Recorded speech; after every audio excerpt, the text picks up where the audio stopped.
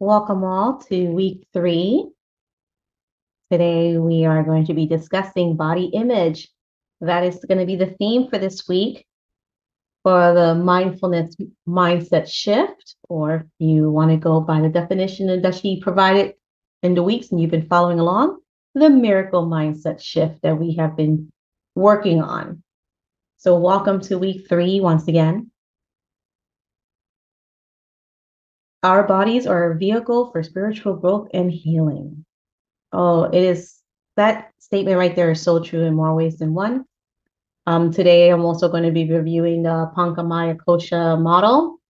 It is a model that yoga therapists use to align our practice and to discuss what are the sheaths in the yoga therapy and the yoga definitions. Is the sheath the lens that we're looking in, or what layer are we working in at this current moment in time? Okay, I'll try to go as slow as I can, but let's turn the page. Starting right here. I believe that we are spirits having a human experience. What do I mean by this? Now, this is a loaded statement, so let me break it down for you, Spirit Junkie style. Spirit Junkie is another book that Gabrielle Bernstein wrote. I do believe it was prior to this book. So if you are interested, you can go into her bibliography and check out the other books that she wrote. Through my coursework, I've come to understand that the body is a learning device for us to reconnect to our true essence, which is love. In our bodies, we can go through a lot of funky assignments to ultimately return to our spiritual faith in love. A Course in Miracles teaches us to use our body to show up for these assignments and learn spiritual lessons. This process can be difficult at times, but it allows us to recognize that we are here in our body to transcend our fear of the world and communicate the lessons of love. That's a loaded statement in that one paragraph.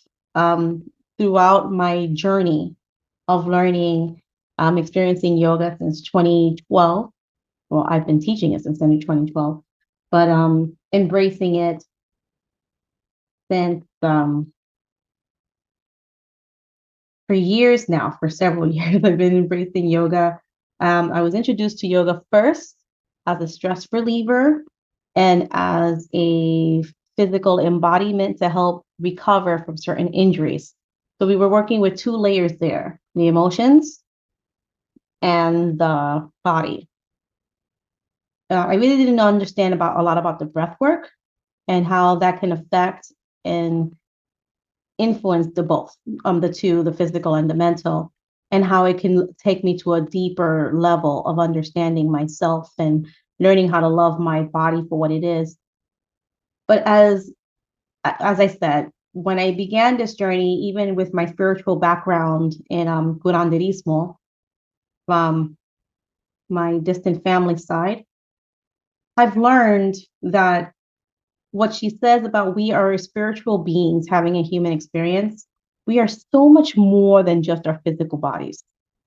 When we close our eyes and we dream outside our bodies anyway. However, if we were to be hooked up to machines that can read our brain waves, when we go into a dream state, certain parts of the brains are activated. And science hasn't caught up all the way with a lot of things. But with some of the stuff that I've learned from quantum physics, quantum mechanics, is that our existence matches with a certain frequency of the universe as a whole. So we are so much more than the human experience that we are currently living and experiencing on a daily basis. We are so much more than the flesh. That dream state of us, it's still us without a body. We can do amazing things in our dreams. And it seems impossible. And it seems that we are not reacting to our bodies, but our bodies are reacting to us in that dream state as well. So Although it seems like we're living in two different worlds, there is a universe within your physical body that is active as well and listening to everything you say, reacting to everything you do, feeding everything you eat, everything you feed it. So the story is about water having consciousness that I shared with you in the weeks before, that you are also, because you are made of 70% of water, and that consciousness lives within you, and that you are a being within a being within a being. You are a creature of love, made for love, made from love, by love, to love. So it seems a little bit complex, and I may be talking in layers, and I may go on, but I'm gonna mention it in the Pancamaya model and what I'm about to show you later on in this discussion. But I just wanted to give you some insight in what she's saying and how it aligns with the several studies that I have learned from different perspectives, from different types of themes within yoga, within Christianity, Buddhism, and I study a lot of different things, different subjects, but some of them still the same, that we are more than just this physical shell. This physical shell is a sensory, and it gathers a lot of information. And even in the book called, that I mentioned before, that our bodies hold our traumas, I can't recollect the book I was talking about right now, but I'll mention it in the description with the video. We receive so much information with this beautiful skin of ours, and it stays within our internal body. So although we're going to be talking about the physical body, keep in mind that you have receptors on this body that go deeper within. And that's why the breath really is important, because the nitric oxide is interacting with that cellular gas exchange deep within ourselves. Okay. I'll try to slow down with all the philosophy and knowledge that I've obtained throughout the years and continue with the book. The ego cannot comprehend the concept of the body as a learning device. The ego has convinced us that our body is who we are. We've identified with our ego perception of being fat, tall, short, black, white, crippled, sick, and so on. The ego compares the body to other bodies. The ego wants us to use the body to get more from the world, whether it's sex, money, or success. Worst of all, the ego convinces us to be afraid of the body. I can safely say that most of us, at some point in time, have had a negative relationship to our body. Oh man, I can relate to that. Can you? Experiencing our body through our ego's eyes will always kick up feelings of inadequacy and separateness. In yoga, we say that we are all one. And it's a very, how can I call it? What vocabulary word can I use? It's a difficult concept to accept. Who the heck wants to be one with a narcissistic egomaniac? But it's through that narcissistic egomaniac that we learn what we don't want in our lives, and what we appreciate and see, and where we can run to within our lives. So there is a purpose for almost everything in our life, and it's supposed to be help us to elevate to a higher plane. And it benefits the universe.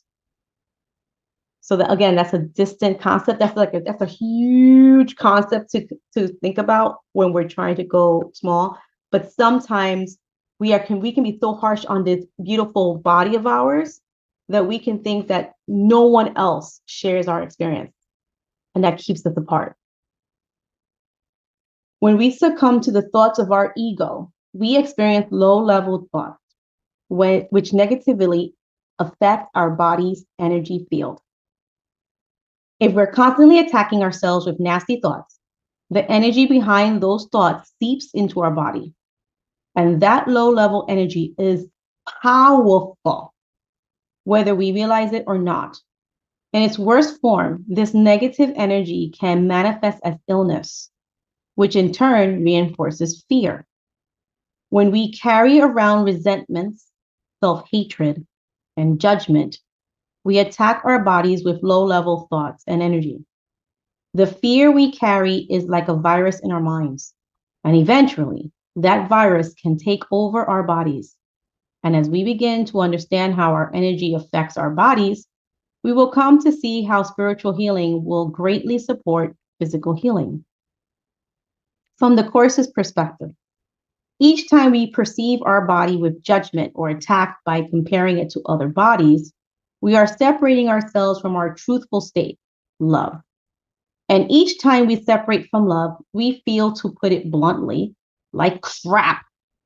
We think we feel bad because our body isn't good enough, or because the world told us we are fat, ugly, poor, and so on.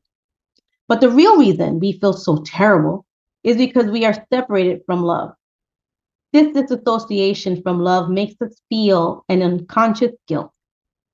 We experience this guilt because deep down we know that ultimately we're responsible for disconnecting from our loving truth. Our Course in Miracles describes this guilt as though we disassociated with love, aka God, or whatever you would like to call that. And in essence, we've killed our connection to love. This ignites the ego's unconscious guilt. Even though the guilt exists below our level of consciousness, we feel its pain and want to numb it. The ego works hard to anesthetize this feeling of guilt by hooking us up into fearful patterns, from overeating and body dysmorphia to substance abuse, unhealthy sexual behavior, and so on. Why? These behaviors strengthen the ego spiral and keeps us locked into fear. Think about your own behavior. When you feel uncomfortable, it's likely you turn to fearful thoughts, actions, and behavior to avoid dealing with that discomfort. This is the ego's nasty trick of denial. When we deny our feelings of guilt, we go deeper into fear and heighten our faith in the ego. Okay, I'm going to stop here because I'm feeling really uncomfortable. My intuition is really feeling heavy, and something kind of triggering came up. So I'm going to listen to my parts. Something that I've learned in yoga therapy is when I read something that hits me hard, I take a moment, I breathe into that so I can gather up some space. It's like I'm opening up a window of tolerance.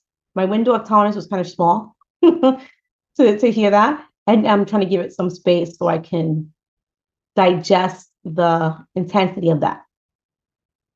It kind of says here that what I heard, what my trigger heard, okay, was the reason why I am feeling guilty is because it's my fault.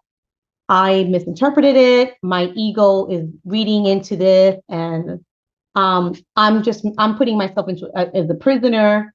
And because I don't want to feel that way, I'm going to make whatever excuse I got to get over it and find a way quickly. So, or to smother it out, to numb it out, whatever. It's my fault. Okay. Let's take a deep breath in.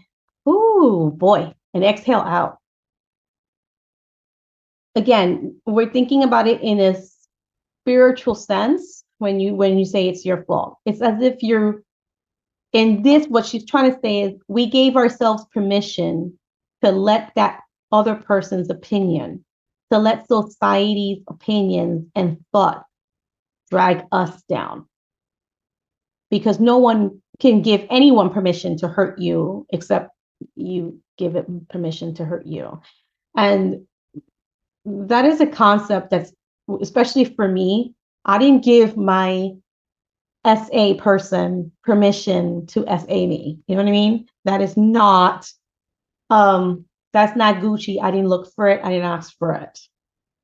And I can definitely understand if it triggered anybody reading this with me. I totally get it.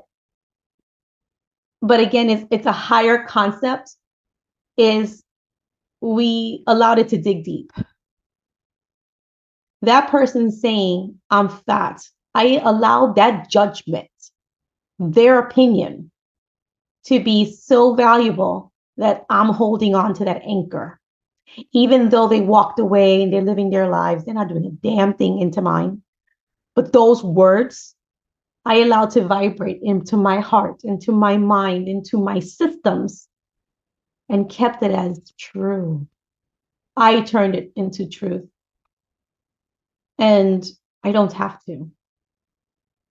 So hopefully this gives you a sense of freedom that people's opinions of you don't need to be valued unless you value them. But people's actions against you are not because you asked for it or hurt you or anything like that. So let's try to separate those two concepts because those two concepts are completely different. When she says ego's nasty little tricks, in yoga therapy, we don't see it as a nasty trick. We see it as, well, I'm going to talk for me, okay? And my understanding, the way that I was taught to see it is as a defense mechanism for whatever occurred. That is my body's protection. That was what my body chose as a defense mechanism to fight against my true essence, which is love.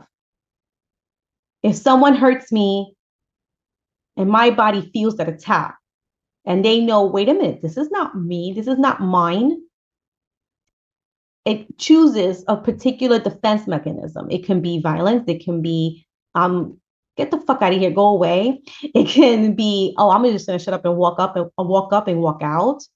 It can be a lot of things. And it's choices that we make. But it's defense mechanisms. It's trying to help your system. You have several parts of you, like anger. Anger knows when an injustice has occurred to you, or a boundary has been crossed, or something that you saw you just didn't like. It tells you this is something we don't like. Period. Anger does that. Fear says, holy cow, I'm scared of that. There are consequences that tie that remind me of what I learned back in the past that can hurt us. I'm trying to avoid to be in pain again. And that's where fear comes up. Love, we all know what love is. Well, do we really sometimes? I don't know. And that's another deeper conversation there. But pleasure, we know what makes us happy. We know, oh, yes, I like that cake. That tasted yummy to me. It was very comforting. So there's different parts within us that tell us different things. And they are there to protect us from harm, whether it's physical, mental, emotional, spiritual, doesn't matter. They're there to protect us. And we create certain attachment styles. We develop certain attachment styles. We develop certain protection mechanisms. We develop certain adaptation in response of the stimuli that we receive. So if the body is a learning tool, your mind is also, your emotions are also, your sensory, everything is being censored within the body that you're having. And whatever comes up in your mind are adaptations to the stimuli that it's processing. And we're trying to correct some adaptations or lenses or protective mechanisms that are overly sensitive. And when I mean overly sensitive, I am not talking about your emotions being overly sensitive. I am talking about the alarm system being overly sensitive. Remember, the amygdala is like the fire alarm. And the hippocampus remembers all of the times that you needed that fire alarm to alert you of danger.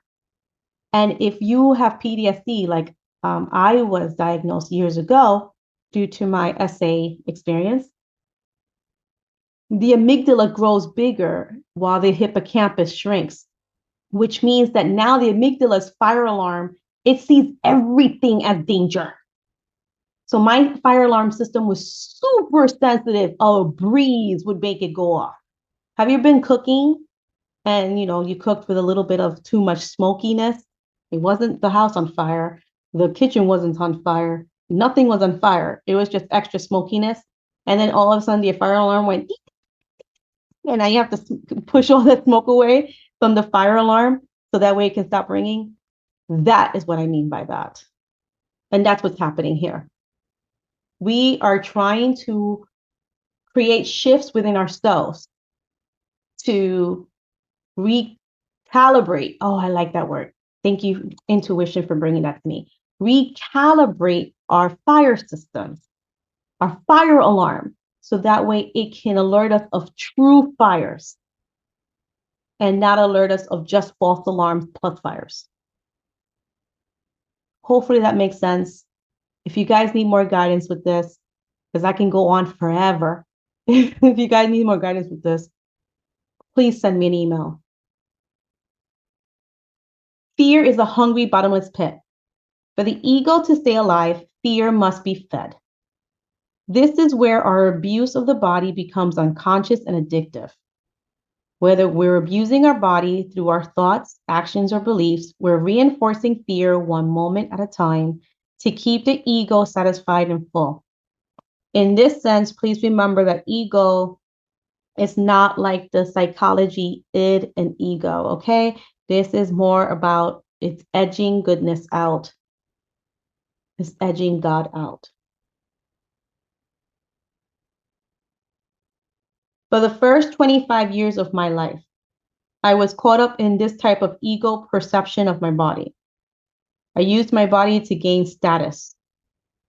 I thought that if I dressed my body in a short enough skirt, I can get the attention I sought so desperately.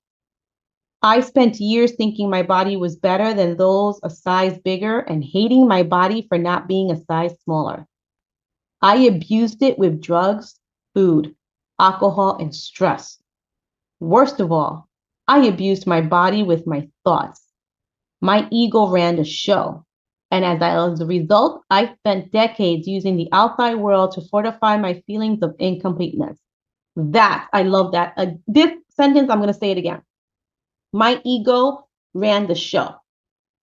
Her ego, the edginess of the edge of goodness running out, drove the bus. As I've been saying throughout the practice, don't allow fear to drive the bus. Allow fear to talk to you. Have a powwow with fear. Reassure fear. Embrace love and keep it moving and keep going. Fear is supposed to be your protector, your friend, trying to help you out. But just sometimes when fear is false, when fear is it's like fear is sometimes reads bad information. It sees white smoke because someone's cooking on a high flame versus seeing flames and assuming everything's on fire. That's all it is when it's false. But when fear is real, it's something to alarm you and warn you and say, hey, wait. There is real danger there. Proceed with caution. Okay. And she allowed her ego, her protect mechanisms, her adaptations to seek out what she wanted, even though it may have not been the best thing for her. She allowed ego to run the show to get the attention she sought, regardless of how it would harm her later. Screw the consequences. Let me just do it this way. Screw the karma. And karma is not bad, and consequences aren't bad. Consequences, I've learned through therapy, consequences just means the result of the action you did, good or bad. Same thing with karma. Karma is the result of the action that you chose, good or bad. She didn't care which one came, whether it was good or bad. She just wanted B. And that's what happens when you allow ego or fear to drive the bus. It edges anything out that may serve you better. The ego pattern and fearful projections I placed on my body made me physically ill in many ways. For instance, no matter how many times I tried to stop taking drugs, I couldn't let go of the addiction. because I used the drugs to numb my unhealed pain. No matter how many times I tried to stop binging eating, I couldn't quit for fear of not having enough.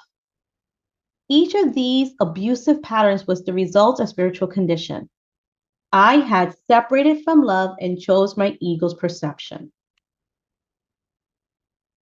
By the way, I am not an expert when it comes to binge eating or eating disorders, but my yoga therapist, my teacher that taught me and guided me through this yoga therapy process, she does a program called Hunger for Hope and Healing.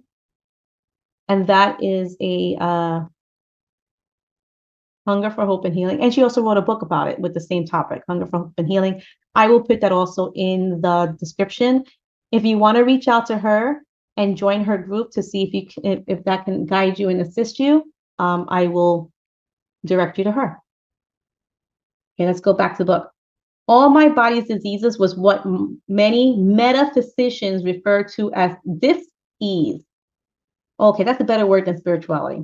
Metaphysicians, those of outer body, outer mind, the world beyond type of things. When we say disease, we call it a condition of uncomfortability. Dis, which is not ease. So the body is not in ease.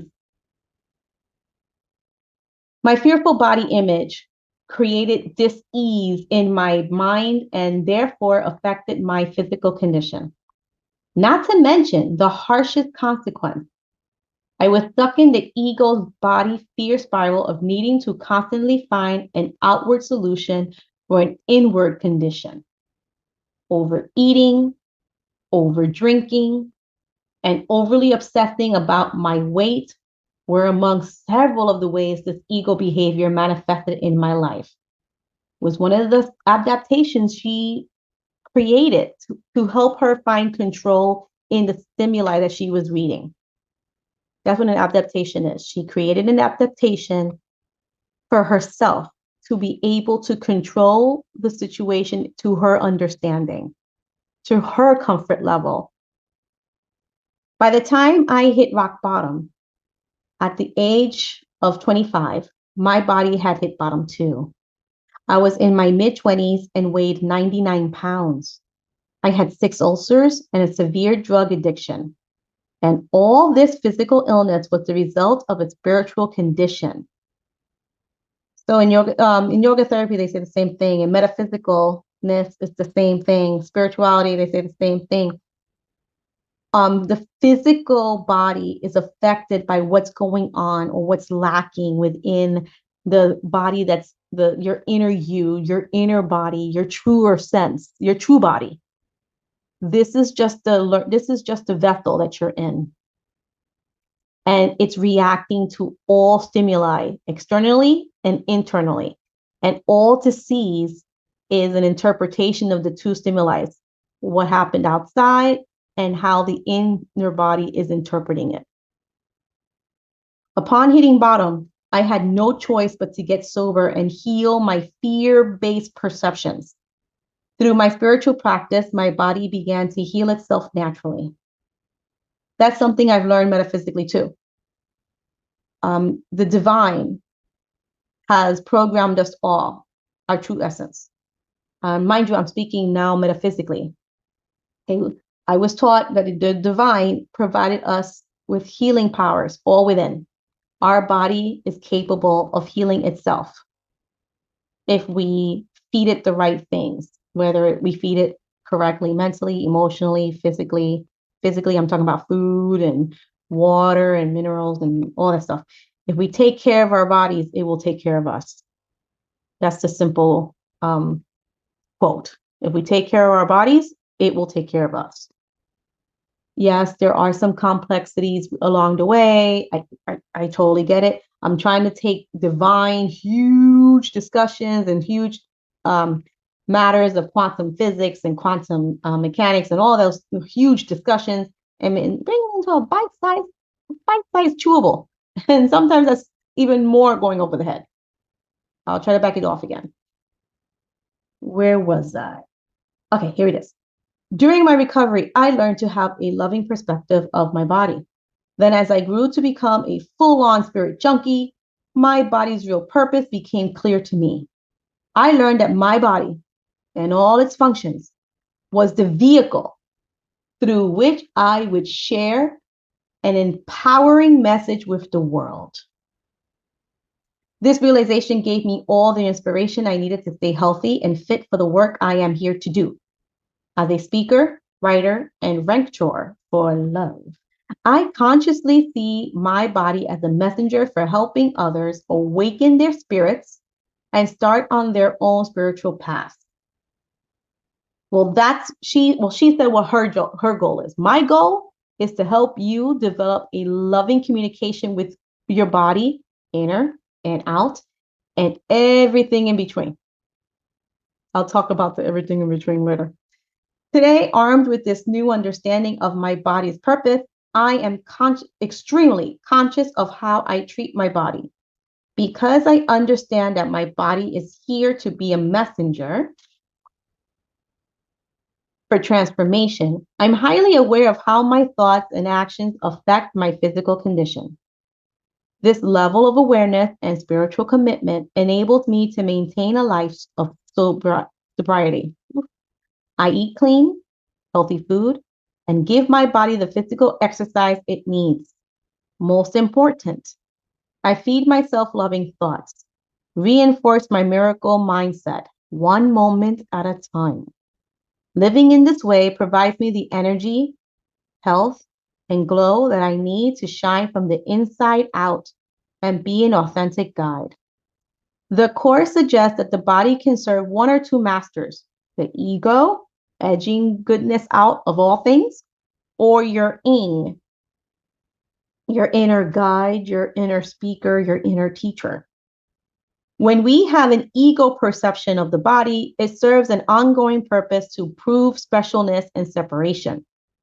Whereas when the body serves love, we allow our ing to lead us to a higher level and more loving perception. Again, I'm not going to use when she says that it seems like it's like a right or wrong thing. Just it leads us to a loving perception. Let's put it that way. Our inner guide looks at the ego as an illusion, seeing its lies and false projections. Well, it's edging God out, or it's edging goodness out. So it's trying to keep us into the false narratives. Upon realizing the loving purpose of the body, our inner guide uses the body as a learning device for deep growth and change. In my case, in her case, she's talking, healing occurred when I stopped using my body to get something from the world and instead used it to serve the world. Bringing all physical illness to our inner guide for healing will lead us to know the true lessons behind what the body is trying to tell us. The body transforms from the ego's weapon into the ing's vehicle for healing and extended love.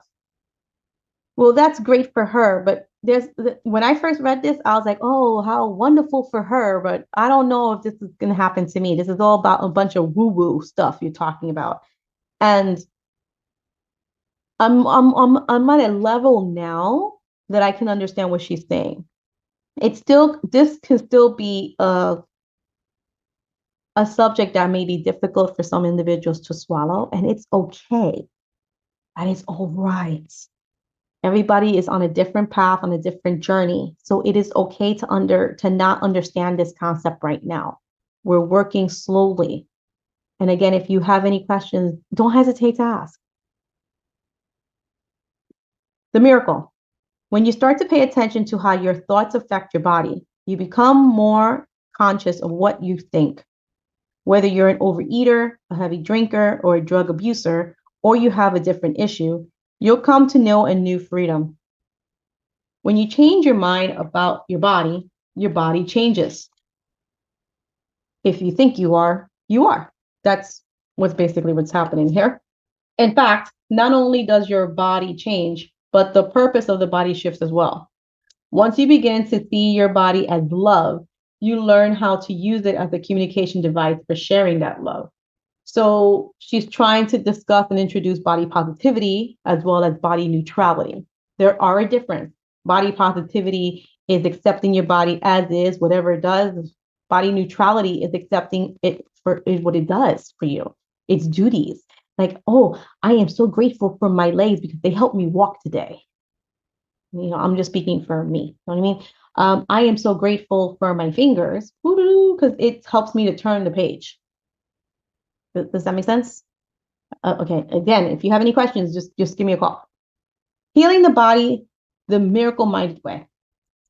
The miracle-minded perspective on physical healing is much different from what we have been taught to believe in. Haven't you been reading this? It's a lot different, right? The miracle mindset does not aim to deny physical illness. It does, however, aim to establish a new way of perceiving the condition. There we go. See, I like that. So if any of this before was kind of like, I don't know what you're talking about, it's kind of iffy, right here, I'm going to say it again. The miracle mindset does not aim to deny. We are going to acknowledge whatever physical illness we got. We're not going to say, oh, it's just a spiritual thing. And it's just, it is what it is because it's in my mind and I can't fix it really. It's not meant to deny it. It's not meant to deny it at all. It's just a way to establish a new way of perceiving the condition. It's a new way of seeing it, the different way of embracing it, understanding it, of seeing it through a different lens. That's all we're doing. The key principle to experiencing a miracle-minded perspective of this body is to welcome your inner guide, inner teacher, capital S self, in for healing. This practice requires that the mind be healed in order to support the healing of the body. Remember that fear in our mind creates illness in the body. Therefore, a mental cleanse is required to aid in the process of physical healing. A mental cleanse. Meditation, mindfulness practice, what we're going through right now, those shifts. I'm going to show you the Pancamaya Kosha model, like I said I would before. And then maybe I'll also explain some Ayurvedic concepts, talking about the Pitta, the Vata, and the Kapha type of way of viewing yourself as well. It's just another tool to use to view your condition. Certain physical ailments are lined up with the doshas, which are Pitta, Vata, Kapha, that we talk about in Ayurveda. And if you know that those type of conditions, Pitta, Vata, Kapha, are involved, there are certain practices that can help you balance and bring you back, to bring all three doshas back into your life to be regulated. Again, that's a lot of yoga therapy I'm throwing at you. It's hard to understand it all in one bite.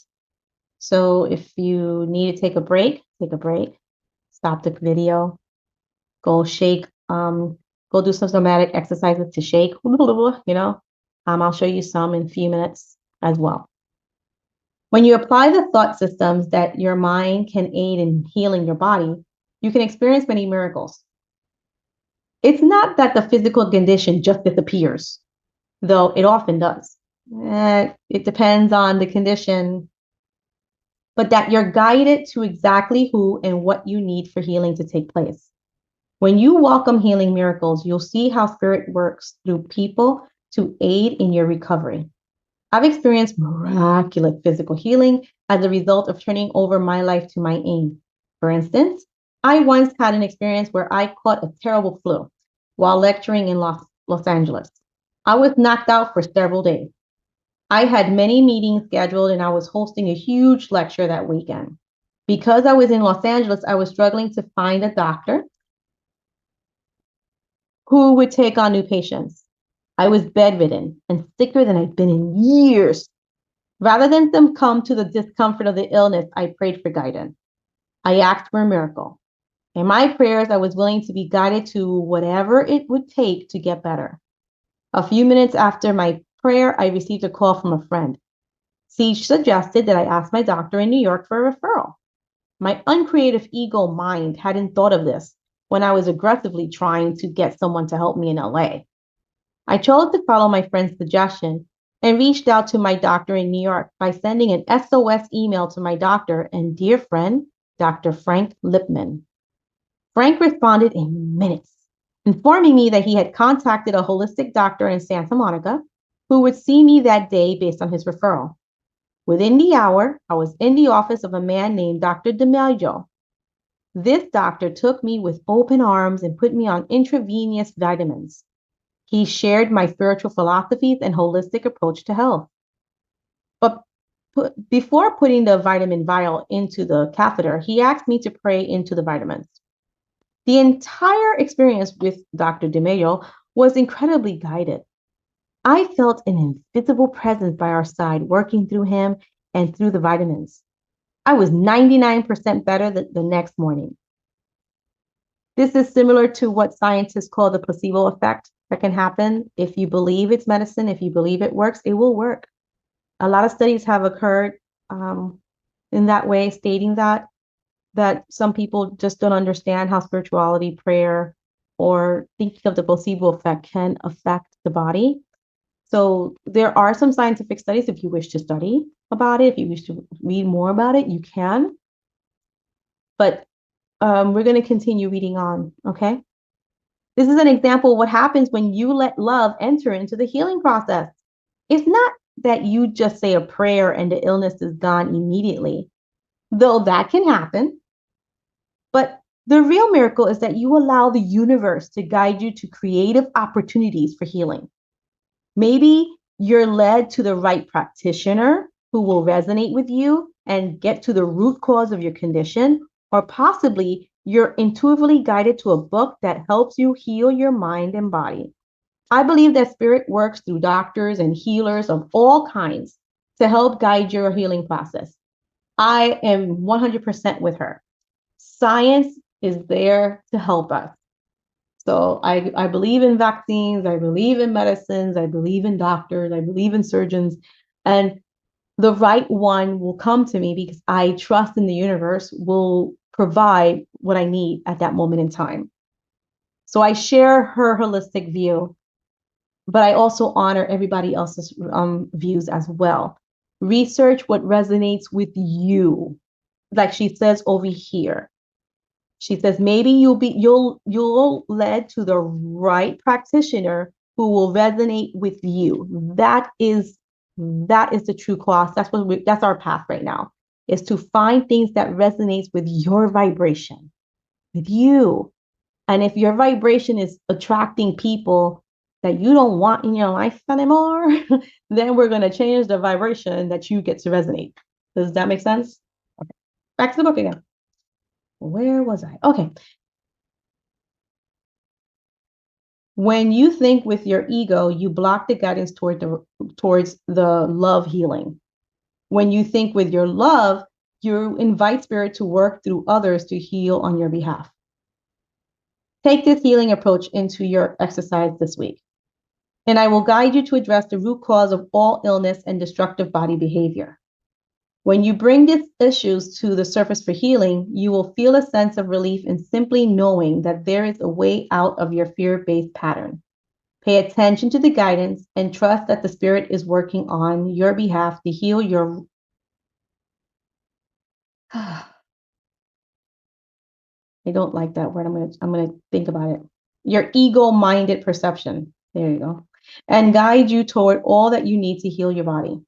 The Course emphasizes that a miracle is a shift from the body identification to spirit identification. Let me read that again. The Course emphasizes that a miracle is a shift from body identification to spirit identification. So instead of this outer shell that we're concerning ourselves with and identifying with, we're identifying with ourselves from a deeper sense. When you surrender your thoughts to the care of your inner guide, spirit removes the limitations of the body and awakens your awareness of miracles. Throughout this week, you will be guided to call on your ing for a shift in perception from body identification to spirit identification, restoring your mind to the right perception of who you truly are. Check out all the great stuff you can expect in the week. So this is going to tell you what we're going to do in the weeks, okay? Day 15, will be, of course, you're going to be witnessing. You will take a close look at the ways in which ego has projected fear onto your body. Without judgment, you'll learn how your fear has created your body image. This is what we're going to do today. Day 16, you'll be guided to surrender to the willingness to see your body in a new light. This willingness will open you up to the rest of the week's exercises. You're inviting the forgiving, loving presence of your ing to come forward and guide you instead of ego's false perceptions. Day 17, you can read the rest if you want on your own. Day 17, I'll guide you to choose a more loving perspective of your body. You will be led to flip your fears upside down and open up to a new perception of your physical being. You'll also be led to understand the true purpose of your body. Day 18 is all about gratitude, is the attitude. You will be led to focus on what you love about your body, thereby strengthening your right perceptions. Remember that the ego wants you to see your body as separate. But when you're grateful for your body's true purpose, which is to extend love, you dissociate from specialness of your body. Instead, you're just changing. Gratitude awakens a new perception of your body. Day 19, you're forgiving yourself. Day 20, awakening your miracle mindset of love. You can read the rest. I'm just trying to shorten this up for you. And then day 21, we get to conclude the week's exercises with reflection and preparation, as we always do. But again, this is the part I wanted to get to so we can go and study the Pancamaya Kosha model. One day at a time, we will break down your ego's body projections and awaken your faith in miracles. When you heal your thoughts about your body, true physical healing can occur. This week's work will teach you to use the body as a vehicle through which you will learn transformational lessons and extend love to the world. And we're going to continue on to day 15, but I'm going to press pause on this for right now to guide you into the Pancamaya model. You ready? Okay, so hopefully you're seeing, I'm going to put on the caption so I can see that you're listening to me. Okay, so hopefully you are seeing up on the screen the Pancamaya Kosha model that I created. So what the heck is Pancamaya in the first place? So Pancamaya means 5. 1, 2, 3, 4, 5. So there's 5 koshas. So that's what that means. Maya is just the view of where it's coming from.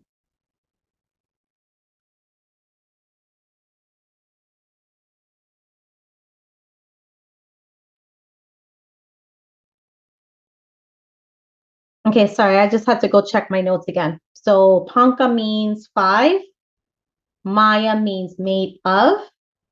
And these are the koshas that we were talking about that we mention a lot in yoga therapy.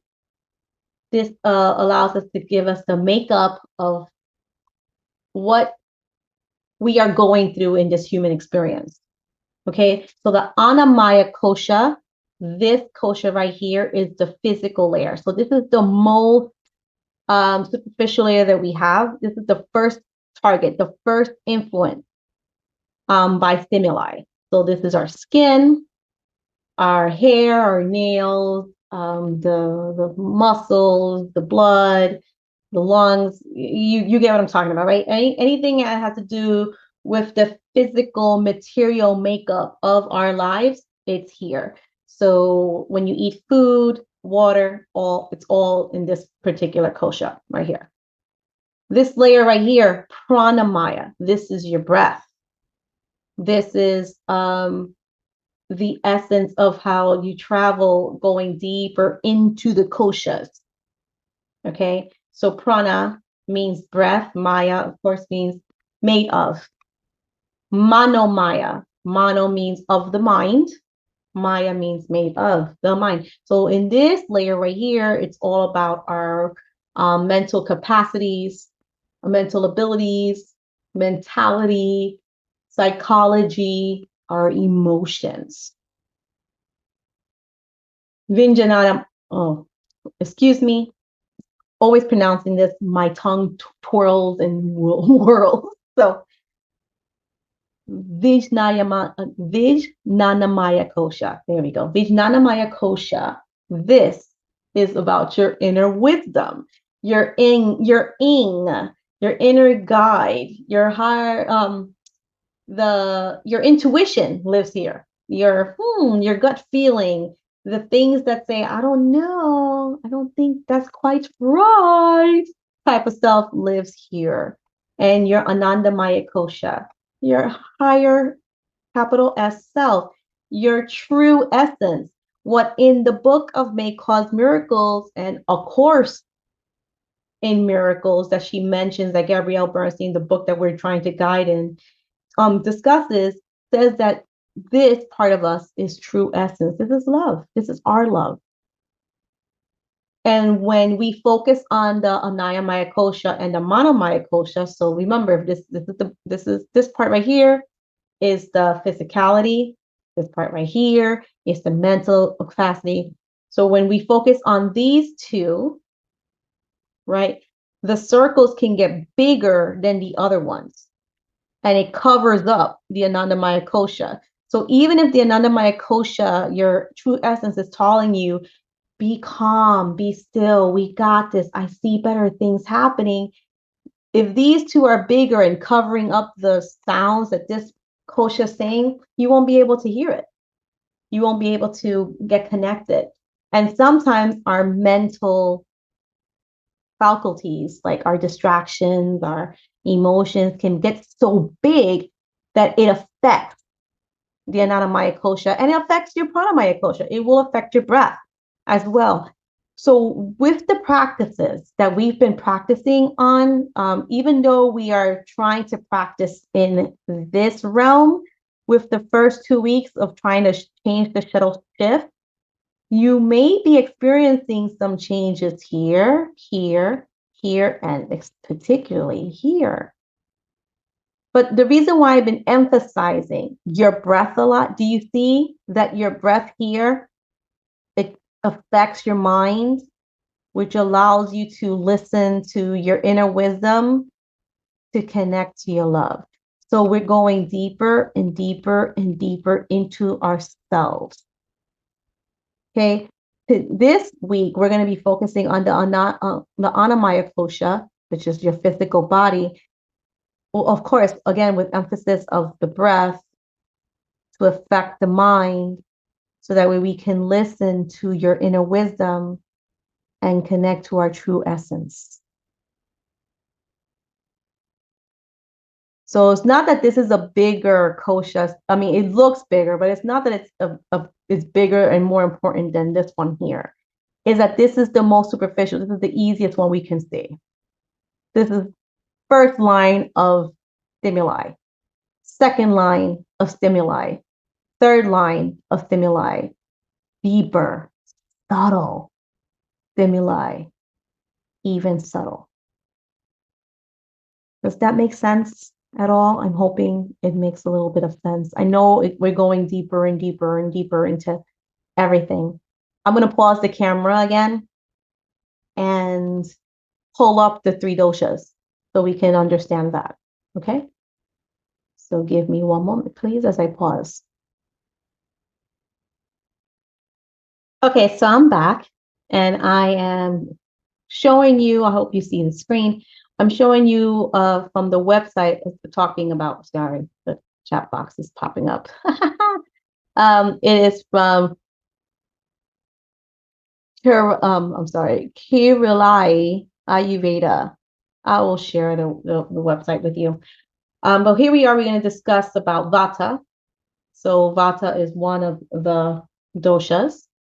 And as you see here, it's comprised of air and space elements. Its qualities are dry, cold, rough, light, clear, mobile, and subtle. So the breath is aligns with the Vata. That's what tries to bring you deeper and deeper into the subtle qualities of your Pancamaya model, your koshas.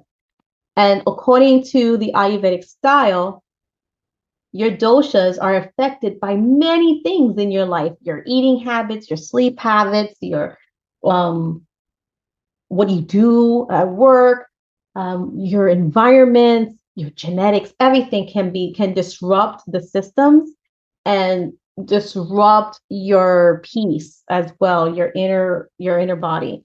So I'm just going to scroll down and just let you see it. I will put this website into your the description so you can see more about it. I'm not going to go through it unless you are really interested in learning more about your doshas and what it's all about. Just know it's just another tool, another lens that yoga therapists use to assist the person into getting back into their groove, back into their true essence, which is love. And if you want to learn more about Ayurveda, I can guide you to a couple of friends of mine who are Ayurvedic doctors, and they can teach you how to get more in touch with your doshas and how to fine tune them at the same time using foods and using certain breath practices as well. Okay. So I just wanted to share those things with you and help you with your guide.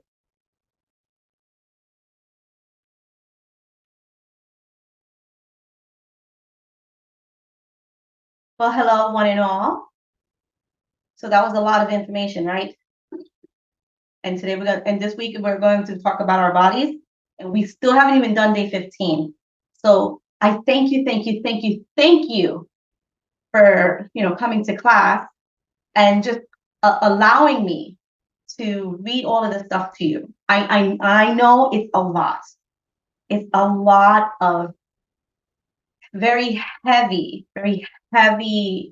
information, but let's just take 1 minute here, okay, to shake it off. Literally. Okay, so I'm going to take my glasses off. I'm going to roll our necks around.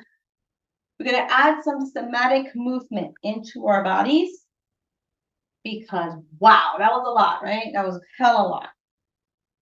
So first thing first, we're going to shake our hands. You can make some noise. You can hum around with me.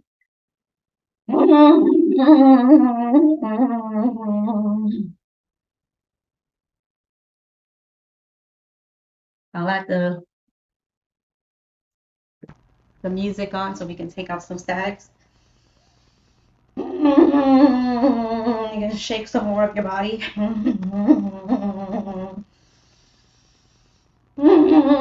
You can add a bounce with it.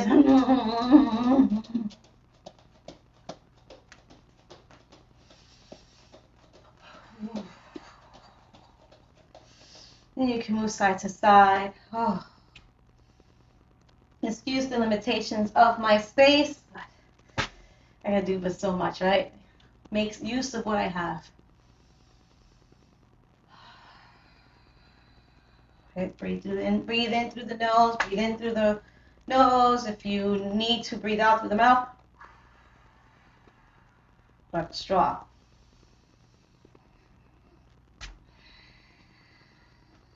Shake it all again. Shake it, shake it, shake it. Shake it, shake it, shake it, shake it.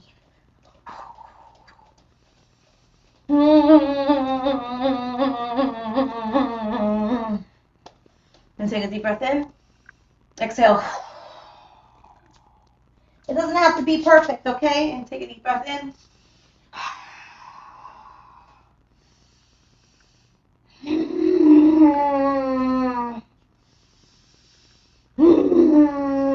If you want to go faster.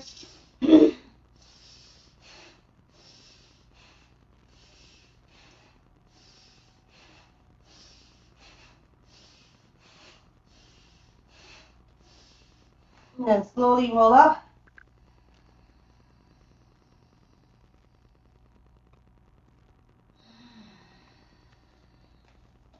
Okay. And open up the arms with an inhale. Exhale, sigh, or sing it out loud, belt it out loud. Down the spine. Inhale.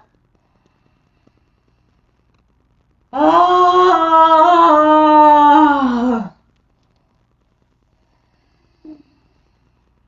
Ah.